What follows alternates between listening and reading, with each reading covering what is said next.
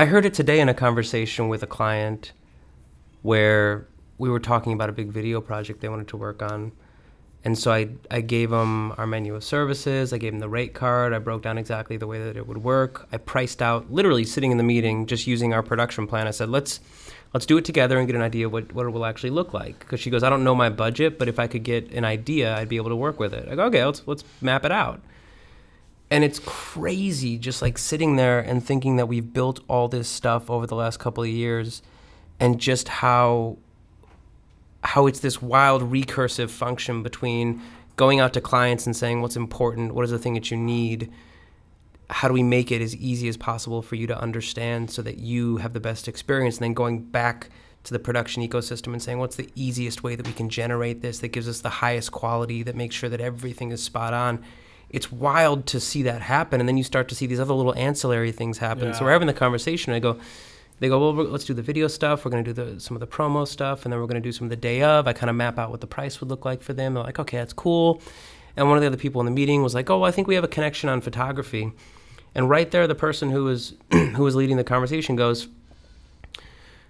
yeah, but I would just rather stay with one company. It's easier. It's so intuitive. Yeah. It's so intuitive because the need is there. And you solve 1,000 other problems by solving one big problem and just kind of hacking at it. And the funny thing is that I don't think that either of us knew, especially at the early stage, you just don't know how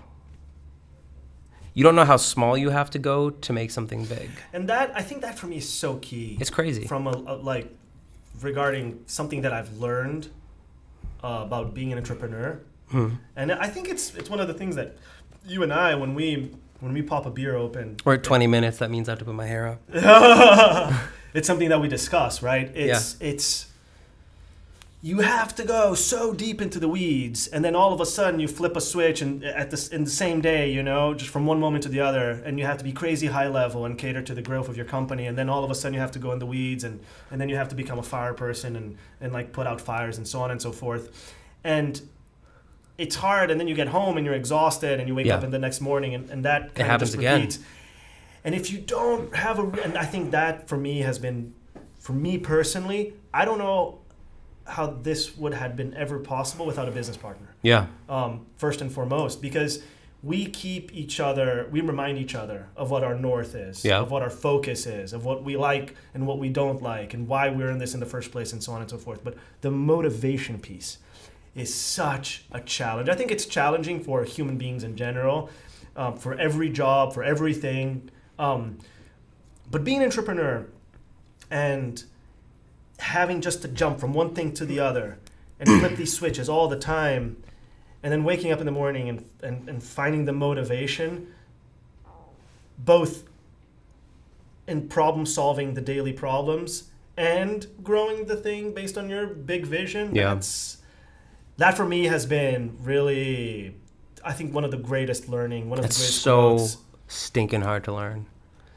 Yeah. It's like you have to master yourself in an entirely different way. And then it hits you at weird times when you wouldn't expect it. Yeah. Like the beginning of this year. I hated the beginning of this year. The beginning of this year was hard. I was so bummed for like 2.5, 3 weeks. And it's crazy because we ended the last year so freaking well. We doubled the company, the growth of the company. Like we were on such a high note. Everyone was happy. We completed all of our production. We were able to give everyone a couple weeks off. 11 or 12 days off, close the company to start fresh. And we start fresh, and everyone is indeed rested and fresh, but we're kind of depressed. Yeah. It was hard to put a finger on, like, what's going on. Do you know what I think it is? I think it's that we did it. We did that one thing, yeah. Yeah, like we did it, and then we kind of looked around, and we'd run the numbers, and we participate. We just finished the Goldman Sachs program. We cleaned house with all the productions. We doubled gross revenues again. And then we sat down at the beginning of January, and I was like, what the hell am I supposed to do next? And this has happened a few times. It's so hard because it's like, what do I, it's so hard. Entrepreneurship 101, there is no such thing. Impossible. There is no such thing because because of these topics that we're talking about, right? These very, so, you know, we go into the IDIX or the Goldman Sachs program or another accelerator that I knew in Brazil or Endeavor, that just many different, or you go to business school or you go to entrepreneurship school, you go to BAPS, whatever it is, you know, the conversation is always going to, you're always going to have patterns, right? You're going to talk about marketing. You're going to talk about business modeling. You're going to talk about the numbers. You're going to talk about hiring and HR and those things. But what I haven't yet been part of, like a discussion that for me as an entrepreneur would have been the richest, is how to keep yourself motivated. Yeah. How to keep yourself sane. Yeah. How to, you know, find balance. And just how not to do stupid shit, because like what? I do stupid shit all the time, and then I look back and I'm like, you can't do that as the entrepreneur. You could do that if you were, you know, in any other position, but you can't do that when you get too stressed. And then to one of your staff members, you say something or whatever, and you're like, that was just so stupid. You know, like something personal, you know, something about like how you're having a hard time. Because you don't realize at that moment that